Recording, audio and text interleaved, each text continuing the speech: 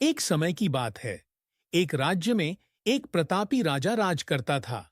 एक दिन उसके दरबार में एक विदेशी आगंतुक आया और उसने राजा को एक सुंदर पत्थर उपहार में दिया। राजा वह पत्थर देख बहुत प्रसन्न हुआ। उसने उस पत्थर से भगवान विष्णु की प्रतिमा का निर्माण कर उसे राज्य के मंदिर में स्थापित करने का निर्णय लिया और प्रतिमा निर्माण का कार्य राज्य के महामंत्री को सौंप दिया। महामंत्री गांव के सर्वश्रेष्ठ मूर्तिकार के पास गया और उसे वह पत्थर देते हुए बोला, महाराज, मंदिर में भगवान विष्णु की प्रतिमा स्थापित करना चाहते हैं।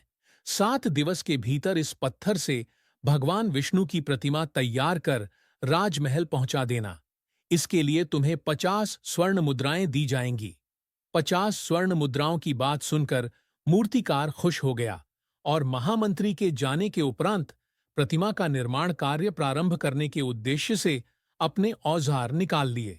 अपने औजारों में से उसने एक हथौड़ा लिया और पत्थर तोड़ने के लिए उस पर हथौड़े से वार करने लगा, किंतु पत्थर जस का तस रहा।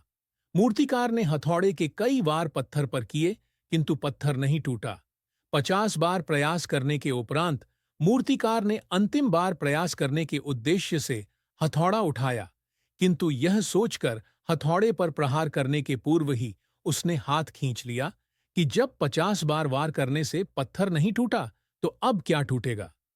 वह पत्थर लेकर वापस महामंत्री के पास गया और उसे यह कह वापस कर आया कि इस पत्थर को तोड़ना नामुमकिन है, इसलिए इससे भगवान विष्णु की प्रतिमा नहीं बन सकती। महामंत्री को राजा का आदेश हर स्थिति में पूर्ण करना था, इसलिए उसने भगवान विष्णु की प्रतिमा निर्मित करने का कार्य गांव